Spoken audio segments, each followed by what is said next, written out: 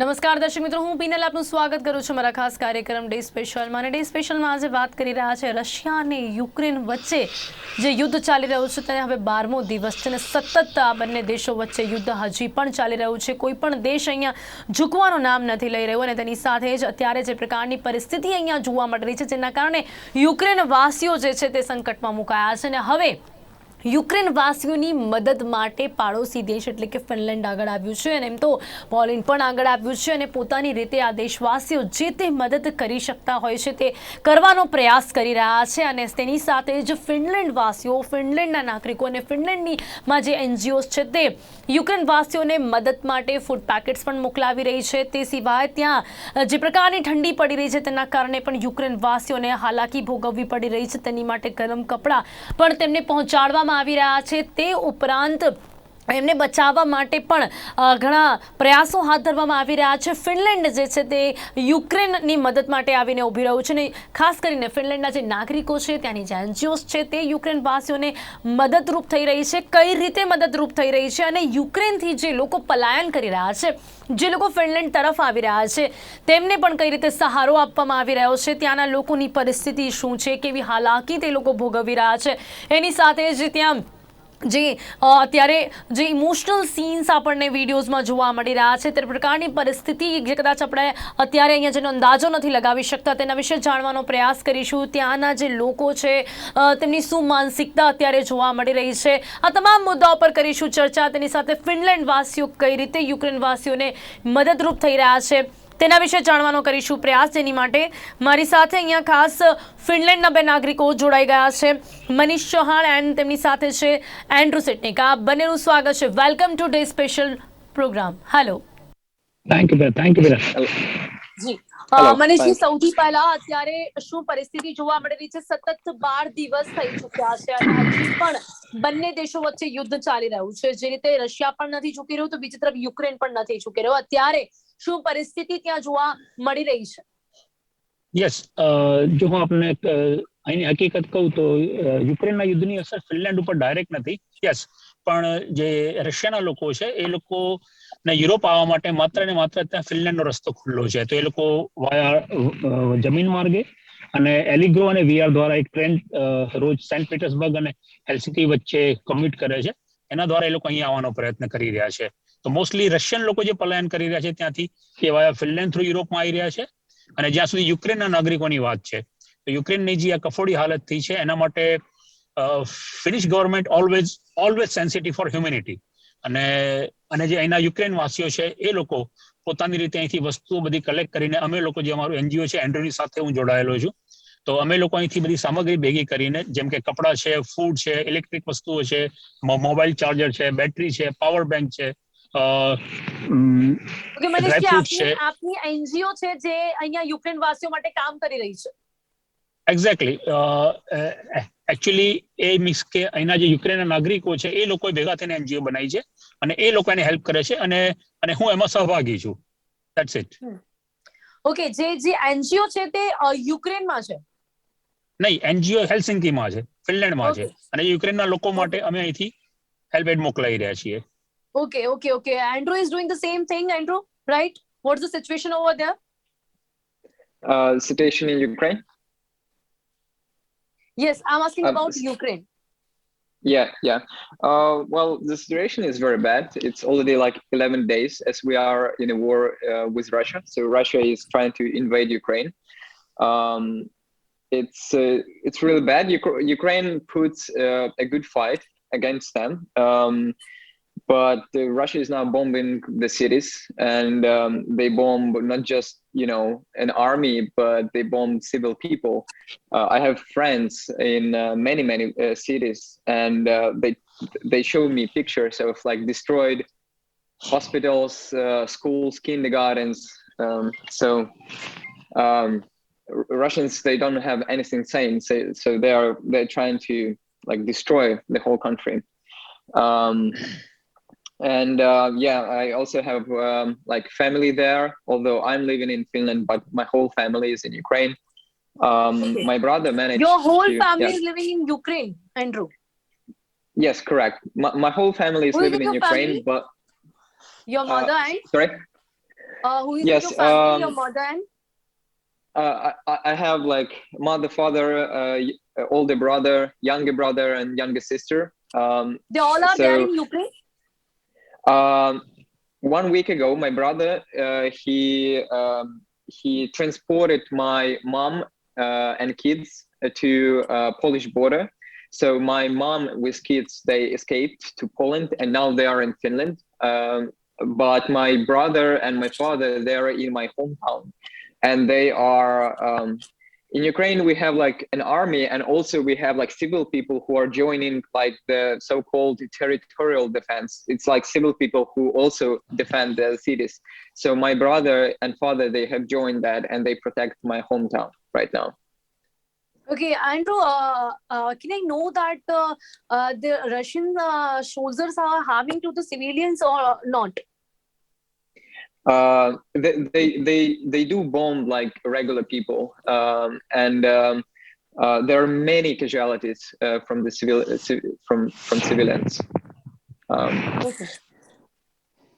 Okay Manish ji અહીંયા એક સવાલ આપને પણ પૂછવા માંગીશ કે રશિયનના જે સૈનિકો છે ને જે રીતે આ યુદ્ધની જ્યારે શરૂઆત થઈ ત્યારે જે વાત થઈ હતી કે નાગરિકોને અહીંયા નિશાનો બનાવવામાં નહીં આવે, માત્ર ને માત્ર તેમનું જે ટાર્ગેટ છે એ રશિયન ત્યાં યુક્રેનની જે સેના છે તે જ રહેશે. પણ અહીંયા નાગરિકો પણ હેરાન પરેશાન જોવા મળી રહ્યા છે. ઇવન હવે તો સિચ્યુએશન પરિસ્થિતિ એવી છે કે યુદ્ધમાં યુક્રેનના નાગરિકો પણ યુદ્ધ કરવા માટે તૈયાર થયા છે. તો મનીષજી, શું એક્ચ્યુઅલ સિચ્યુએશન ત્યાં આપને જાણવા મળી રહી છે?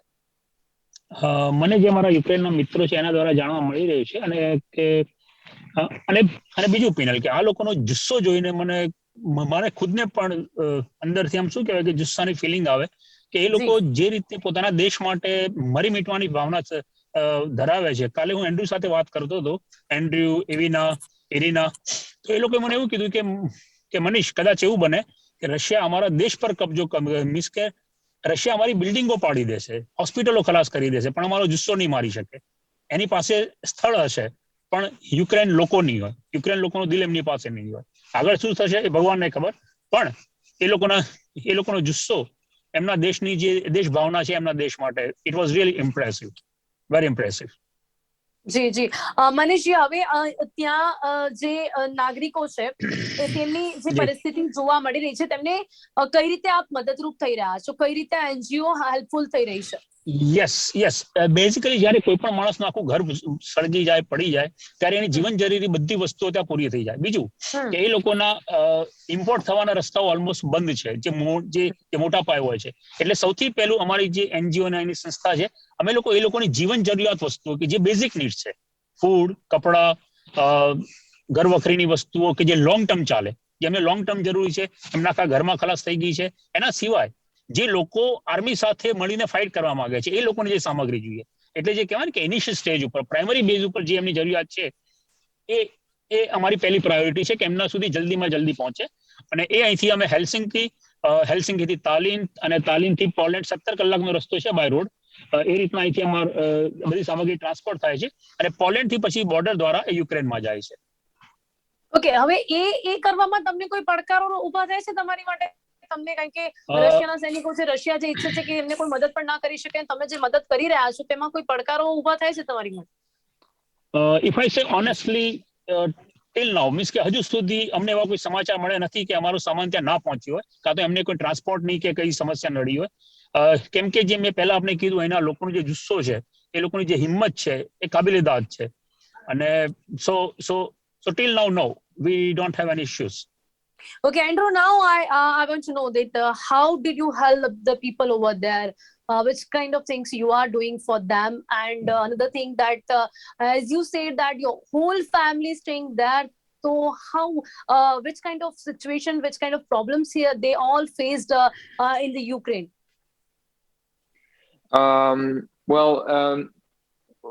From here, Finland, we try to do everything we can. Of course, we try to send the money to Ukrainian like organizations that are helping with like humanitarian aid, and also, of course, financially supporting an army here. And I had many friends, many international friends, not only Ukrainians in Finland, but also Finnish friends who are sending money to Ukraine now. right now, because of Russians are bombing the cities, and there are millions of people who are escaping country through Western borders. So they are like refugees going to Europe. Ukraine now is on the verge of the humanitarian collapse, and we here in Finland also try to first get all the necessary goods we can and then send it to Ukraine. It includes medicine. It includes even food. It includes of course something that we can send that can be useful for army as well. Some supplies like body armor. It can be helmets. It can be like military gloves as well. So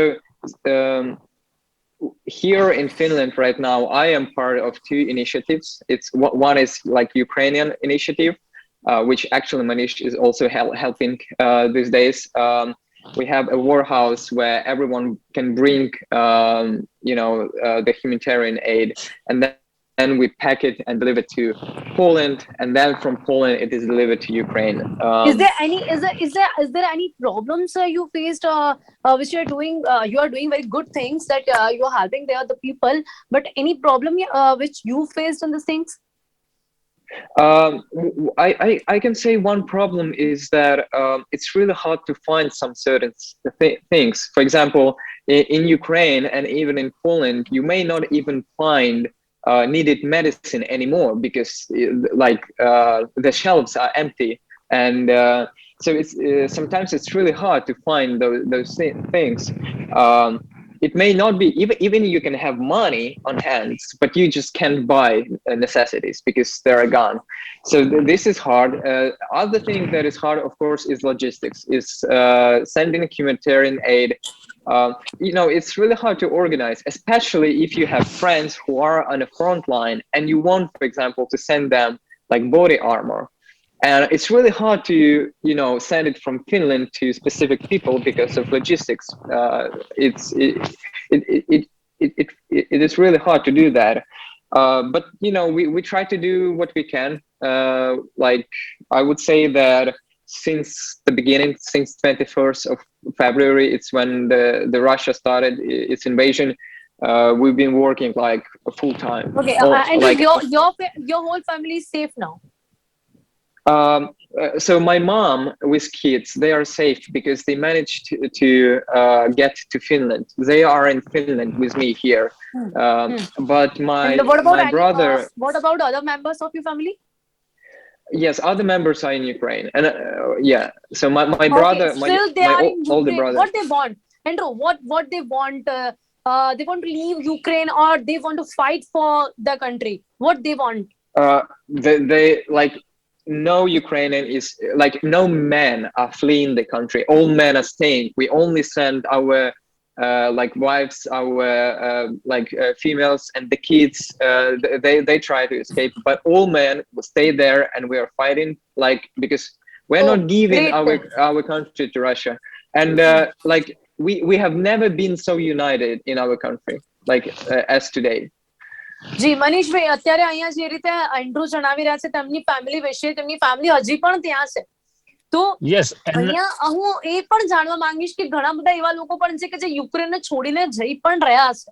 તો એ કયો વર્ગ છે કે જે ખરેખર યુક્રેનને છોડીને પણ જઈ રહ્યો છે? એ સિચ્યુએશન છે, એ લોકો જે હાલાકી ભોગવી રહ્યા છે, અમે ઘણા વિડીયોઝ અહીંયાથી જોતા હોઈએ છે, બહુ ઇમોશનલ સીન્સ જોવા મળી રહ્યા છે. પોતાના નાના બાળકો હોય એમની માટે પણ જવું પડે, એમને સેફ પ્લેસ પર મોકલવું પડે. હવે કયો વર્ગ છે કે જે મજબૂરીમાં પણ પોતાના દેશને છોડીને જઈ રહ્યું છે? તો કયો વર્ગ છે કે દેશની માટે લડવા માટે તૈયાર છે અને ત્યાં રહીને લડી રહ્યું છે? યસ, બેઝિકલી કદાચ આપની જાણમાં હશે કે 18 વર્ષથી 60 વર્ષની વ્યક્તિ, કોઈ પણ સ્ત્રી કે પુરુષ, અને જે બાળકોની માતા છે, સ્ત્રી મીન્સ કે જેની સાથે બાળકો છે અને 60 વર્ષથી ઉંમરના ઉપરના છે, એ લોકોને યુક્રેન છોડવાની પરમિશન છે જો એ ઈચ્છે તો. First thing, if they want, બરાબર. અને જે 18 વર્ષથી ઉપરના યંગ માણસો છે અને 60 વર્ષથી નીચેના છે, એ બધા લોકો ત્યાં જઈને પોતાના દેશ માટે ફાઇટિંગ કરે. અને એ લોકોને પોતાને પણ છોડવાની ઈચ્છા નથી. જેમ હમણાં એન્ડ્રુએ કીધું કે અમે અમારી દેશમાં એકતા ક્યારે બી નથી જોઈ. અને તમને જણાવતા બહુ આમ આમ આમ તમને કહું ને કે બહારના દેશમાં પણ જે યુક્રેનિયન લોકો છે એ લોકો પણ અહીંથી પાછા યુક્રેન જઈ રહ્યા છે, જે યંગ લોકો છે basically, who would like to fight. Yes. But Manishbhai, do you think so that આ પોસિબલ છે? જે રીતે રશિયા જે રીતે હજી પણ યુદ્ધ કરી રહ્યું છે અને તો કમ્પેર પણ કરવામાં આવે તો ક્યાંક યુક્રેન રશિયા સામે નાનું પડે છે, પણ હવે શું લાગે છે આપને, શું પરિસ્થિતિ ક્યાં જઈને અટકશે?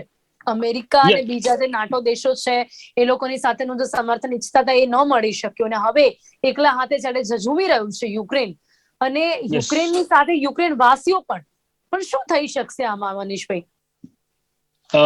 જો હું આપને સાચું કહું તો it's really very hard to say, કેમ કે યુક્રેનની સામે રશિયા પાસે વેલ ટ્રેન આર્મી છે. Yes, exactly. બરોબર, અને આ લોકોનું સંખ્યાબળ નાનું છે. પણ હું આપને કહી દઉં કે 1971માં જયારે ફિનલેન્ડ ઉપર રશિયાએ અટેક કરેલું સ્ટાલિનના સમયમાં, બરોબર, એ વખતે યુએસએસઆર હતું, એ વખતે રશિયા પણ નહોતું, આનાથી પણ મોટું હતું. છતાં બી એ લોકો ફિનલેન્ડનો અમુક પ્રદેશ લઈ શક્યા હતા, પણ ફિનલેન્ડને જીતી નતા શક્યા. and this Finland could have its freedom. Means કે ફિનલેન્ડ ઉપર એ રાજ નતા કરી શક્યા. હા, ઉત્તર મીન્સ કે અહીંયા નોર્થ કરેલિયા કરીને એક એરિયા છે, એને કહેવાય છે ઉત્તર કરેલિયા. નોર્થ એટલે ઉત્તર, મીન્સ કે પોહિયોસ કરેલિયા કહે છે, ઉત્તર કરેલિયા. એનો અમુક હિસ્સો રશિયાની પાસે આવેલો. એટલે who knows that history might be repeat, કે કદાચ નાનું આર્મી પણ એમને હરાઈ ના શકે એવું અશક્ય નથી એમ. ફિનલેન્ડની પણ આર્મી એ વખતે બહુ નાની હતી. આપણે કહ્યું કે ફિનલેન્ડની પોપ્યુલેશન માત્ર 55 લાખની છે અત્યારે, એ વખતે કદાચ કે 25 કે 20 લાખ કે એવી એટલી હશે, અને એ વખતે એણે રશિયાને હરાયેલું. So it's very hard to say, and the situation is unpredictable. So જી એટલે અત્યારે કઈ જ કહી ન શકાય. Not at all. જી. And have you heard that there is one thing that if you have a Ukraine passport, you can travel anywhere to anywhere freely? Yes, it's true. In many European countries today, including Finland, traveling like by bus, by train, maybe even by plane. I'm not sure about the planes, but it's free for Ukrainians. And I actually, when I went to, like 1 week ago, I traveled to Polish border to meet my mom, and then transport them to Finland. I traveled for free on the trains. Yeah. And what's the situation right now? If the civilians want to leave the country, they can leave easily their country. They can travel anywhere to anywhere. Yeah, like if men cannot leave the country right now. If you are from 18 only to 60, only small kids and the women can leave the country easily. Yeah, women and kids, they can leave the country. It's relatively easy, I would say. There is no like you can leave even without your passport. So on Polish border, mostly where they are going? They are going Finland. They are going Poland. Mostly I would say 80%. I would say 80% goes first to Poland, because we have the biggest border with Poland on the western side. On the north and east, we have border with Russia. So like there is no like it's stupid to go there. So 80% go to Poland. There is also some people go to Romania and Hungary. Because we have the border as well there. But yeah, 80% go to Poland, and then they like some people go to Germany. Like for example, my family went to Finland, and Finland, they are helping a lot to refugees. But yeah, mostly people flee to Europe and Western Europe. જી મનીષજી, અત્યારે અહીંયા જે રીતે તમારી પાસેથી અને ઘણા સૂત્રો પરથી અમે જાણતા હોઈએ છીએ કે મહિલાઓને, નાના બાળકોને એ લોકો જવા દે છે, તો કેવા ઇમોશનલ સીન્સ અહીંયા જોવા મળી રહ્યા છે. પોતાની ફેમિલી છે એમને છોડીને એમને સેફ રાખવા માટે બીજી કન્ટ્રીમાં મોકલી રહ્યા છે, અને જે બી લાઈક કહી શકાય કે જે પણ એમના જે બી પુરુષ હોય એ લોકો પોતાની રીતે કન્ટ્રીમાં રહી રહ્યા છે. ઘણા ઇમોશનલ સીન્સ ત્યાં અત્યારે હાલ જોવા મળી રહ્યા છે. આ જે પરિસ્થિતિ છે એ ખૂબ ખરાબ અહીંયા જોવા મળી રહી છે મનીષજી, કારણ કે પોતાની ફેમિલીને ક્યાંક મોકલી દેવું ને પોતે ત્યાં જ રહેવું, એ ફેમિલી પણ જે એમની વાઈફ હોય પોતાના બાળકને લઈને ક્યાંક બી જતી હોય તો એ બી એક સિચ્યુએશન બહુ ખરાબ કહી શકાય છે મનીષજી ત્યાં. Yes, I am totally agree with you.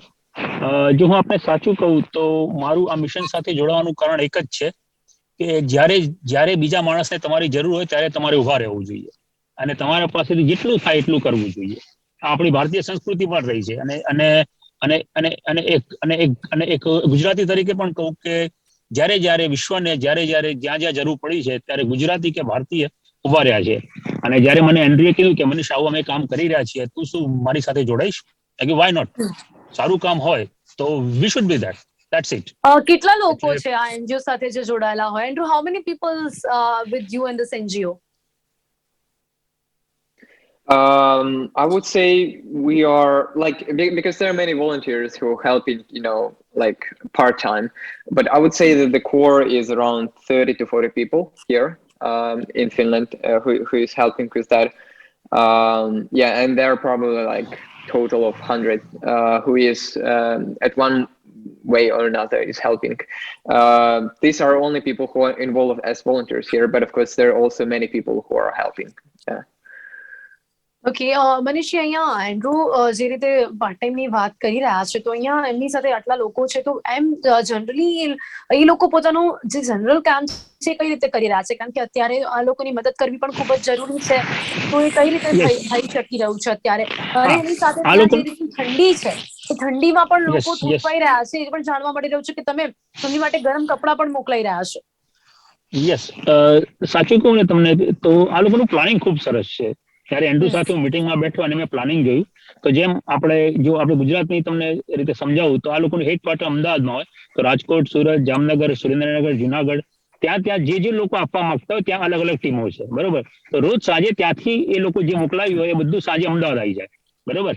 અને પછી અમદાવાદમાં જે હેડક્વાર્ટર હોય એ રીતના ફિનલેન્ડમાં જેટલા સિટી છે, તુર્કુ, તામ્પરે, યોએન્સુ, લેપલેન્ડ, રોવાનિયમી, બરોબર, ત્યાં દરેક સિટીમાં જે માણસો જે વસ્તુ મોકલાવી હોય એ બધી ઓર્ગેનાઇઝ થાય અને એ પણ મને ઓર્ગેનાઇઝ રશિયન સરસ છે. સૈનિકો એમને નથી રોકતા, એ તો એ કન્ફર્મ છે અહીંયા. એ રશિયન સૈનિકો એમાં કઈ નડતરરૂપ નથી થતા. નહીં, રશિયન બોર્ડર આખી અલગ વસ્તુ છે. રશિયન બોર્ડર એ રશિયાની તરફ છે, જે ફિનલેન્ડની છે. બરોબર? પણ ફિનલેન્ડમાં જે સિટી છે, જે આખું મીન્સ કે ફિનલેન્ડમાં જે અલગ અલગ નહીં, પણ સિટી તમે છે. ફિનલેન્ડમાંથી આ બધી વસ્તુઓ જ્યારે યુક્રેન પર મોકલાવશો તો એમાં ક્યાંય એ લોકો નડતરરૂપ નથી થતા. નહીં, એ રશિયન બોર્ડર ત્યાં આવતી જ નથી ને, કેમ કે આજે ઓકે, પોલિશ બોર્ડર છે. એ પોલિશ ઓકે, બોર્ડર ઓપન છે અને ત્યાં સુધી હજુ રશિયા પહોંચ્યું નથી. બરોબર? અચ્છા. એટલે જ અમારો રૂટ છે એ ફિનલેન્ડના અલગ અલગ સિટીમાંથી હેલ્સિંકીમાં આવે છે. હેલ્સિંકીમાં કલેક્ટ કરીને પછી ઓકે, વાયા જ્યાં બોટ અહીંથી. આર્થિક સ્થિતિ ખરાબ થઈ છે ત્યાં એ લોકોને આપ મદદરૂપ થાવ છો. એક્ઝેક્ટલી. આર્થિક અને કહેવાય ને કે જીવન જરૂરી વસ્તુઓ છે, પૈસા છે, ફૂડ છે અને જે ભવિષ્યની પરિસ્થિતિ માટે પણ કે 10 દિવસ પછી એમને શું શું જરૂર પડી શકે. બરોબર? જી જી જી જી જી જી. Yes. Okay, Andrew, you are facing any financial problem? Because you are doing this since long and it's 12th day. So you are facing any kind of financial problem? I mean, me personally, not really. I'm asking for your So, NGO. I'm asking about your NGO. NGO. Uh, like again, like our NGO operates, and we are not facing like the financial problem, but we always welcome everyone to fund, not directly our NGO, but fund like those funds that go to Ukraine directly. So Okay. yeah, yeah. Andrew, you want to give some message to the country or you to the world? You want to say something at the end of the show? Of course, there are a few things that is important. I think what Ukraine is now fighting for is not only our land, but it's the values that we are fighting for. We fight for the freedom. We fight for Western values like freedom of speech, for liberty, and this is something. This is, I think, is the core. The core reason why Russia is invading Ukraine, because we are a neighbor of Russia. We share a very similar history, and now Russia remains an old like autocracy state with no freedom of speech, right now, like it's really bad for Russians to live in Russia, because it's almost like they go back to USSR. And Ukraine for Russians is an example how countries can change. And Russian government doesn't want that. They doesn't want Russians to see that there might be a change. Okay, And Andrew, thank you so much for connecting with us, and you are doing a very good work. All the best for the future. Manishji, મારી સાથે જોડાવા બદલ આપનો ખૂબ ખૂબ ધન્યવાદ. સમય અહીંયા સમાપ્ત થાય છે, અને સાથે જ આ જ રીતે જે આપ કામ કરી રહ્યા છો એમાં આપને કોઈ પણ પડકારો ન આવે અને આપ એવી રીતે મદદ કરતા રહો તેવી. તો ડે સ્પેશિયલ કાર્યક્રમમાં અત્યારે આપણી સાથે ફિનલેન્ડ વાસીઓ જોડાયા હતા, અને તે લોકો કઈ રીતે યુક્રેન વાસીઓને મદદરૂપ થઈ રહ્યા છે, કારણ કે અત્યારે ત્યાંના જે લોકો છે તેમની આર્થિક સ્થિતિ નથી સારી, તેમને જમવા માટે પણ નથી મળી રહ્યું, અને સાથે જ ઠંડીમાં ઠૂંઠવાઈ રહ્યા છે લોકો. એવા સમયમાં એમની માટે જમવાનું પણ મોકલાવી રહ્યા છે, એની સાથે જ એમને સહારો આપી રહ્યા છે, અને સાથે તેમને ગરમ કપડાની મદદ પણ કરવામાં આવી રહી છે. તો અત્યારે હાલ યુક્રેનની આ પરિસ્થિતિમાં તેના પાડોશી દેશો તેની સાથે આવીને ઊભા રહ્યા છે. ડે સ્પેશિયલ કાર્યક્રમમાં અત્યારે બસ આટલું જ. ફરીથી મળીશું એક નવા વિષય સાથે. ત્યાં સુધી રજા આપશો. નમસ્કાર.